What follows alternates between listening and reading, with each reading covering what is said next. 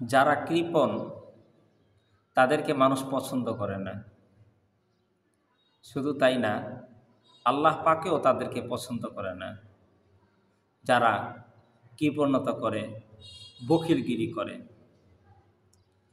বখিল তো বলা হয় তাদেরকেই, কৃপণ তো বলা হয় ওই সমস্ত ব্যক্তিদেরকেই যারা তাদের প্রয়োজনে নিজের যতটুকু প্রয়োজন সেই প্রয়োজন অনুযায়ী তারা খরচ করে না, তারা দান খয়রাত করে না, তারা জাকাত ফেতরা দেয় না, তারা স্ত্রীর হক আদায় করে না, সন্তান সন্ততি আত্মীয় স্বজন মা বাবার প্রতি তারা খরচ করে না।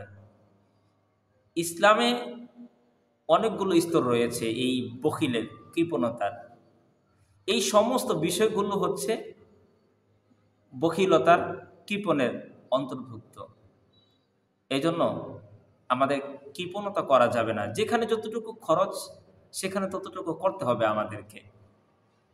ইসলাম আপনাকে দেখিয়ে দিয়েছেন যে কোথা থেকে আপনি আয় করবেন, কোন জায়গা থেকে আপনার আয় করা বৈধ, আর কোন কোন খাতে আপনি খরচ করবেন, আল্লাহ পাকের দেয়া সম্পদ আপনি কোথায় কোথায় খরচ করবেন, সমস্ত বিষয়ে নির্দেশনা দিচ্ছে ইসলাম।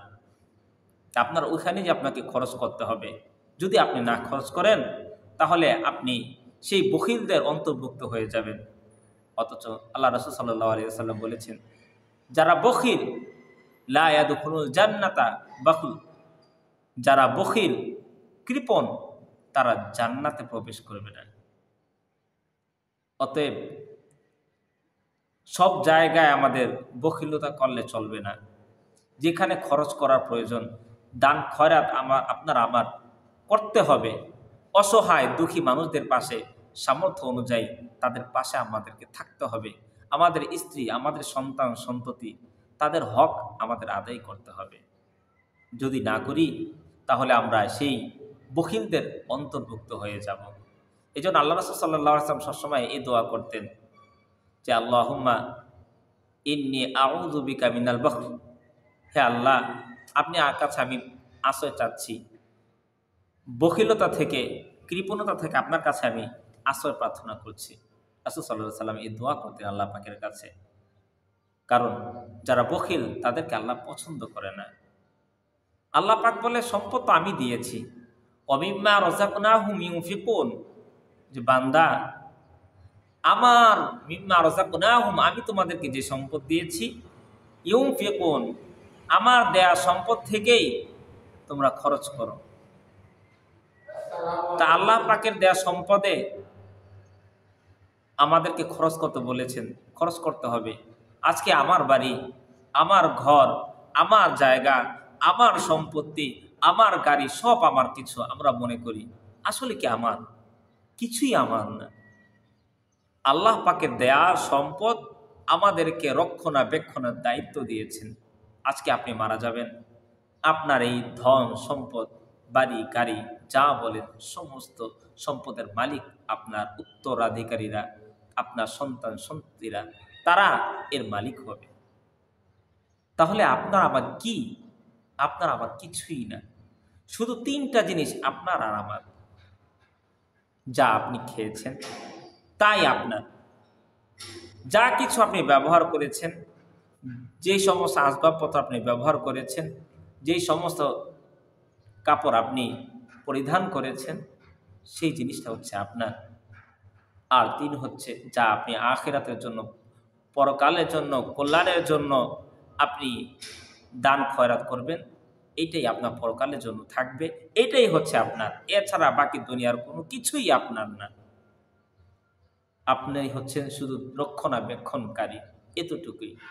এই জন্যই কখনোই পক্ষবিত করা যাবে না। নিজের প্রয়োজন অনুযায়ী যা খরচ করা দরকার সেটা আপনাকে করতেই হবে। এরপরে আপনি পুঞ্জবিত করবেন, পক্ষবিত করবেন। কিন্তু প্রয়োজন যা যেটা হক সেটা আপনাকে আদায় করতেই হবে, আপনার সেখানে খরচ করতেই হবে।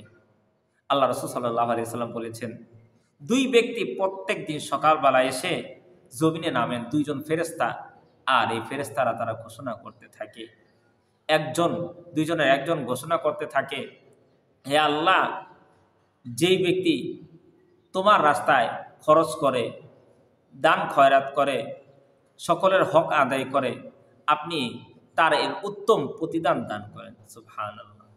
আরেকজন ফেরেশতা পক্ষান্তরে আরেকজন ফেরেশতা এসে ঘোষণা দিতে থাকে, আল্লাহ, যে ব্যক্তি বখিলতা করে, যেখানে প্রয়োজন সেখানে খরচ করে না, যেখানে হক আদায় করার কথা সেখানে হক আদায় করে না, দান খয়রাত করে না, মানুষের কল্যাণের পাশে থাকে না, অভাবগ্রস্তদের পাশে থাকে না, আল্লাহ আপনার ওই সমস্ত ব্যক্তিদেরকে, এই বখিলদেরকে, কৃপণদেরকে আপনি ধ্বংস করে দিন। নাউযুবিল্লাহ। এই জন্য আমাদেরকে যেখানে খরচ করার কথা সেখানে আমাদেরকে খরচ করতে হবে। আল্লাহ পাক বলেন, আমার দেওয়া সম্পদ তুমি আমার রাস্তায় ব্যয় করো। তা আল্লাহ পাকের দেওয়া সম্পদ, আল্লাহ পাকের রাস্তা আমাদেরকে খরচ করতে হবে, কৃপণতা করা যাবে না। আল্লাহ পাক আমাদের প্রত্যেককে কৃপণতা থেকে, বখিলতা থেকে বাঁচান।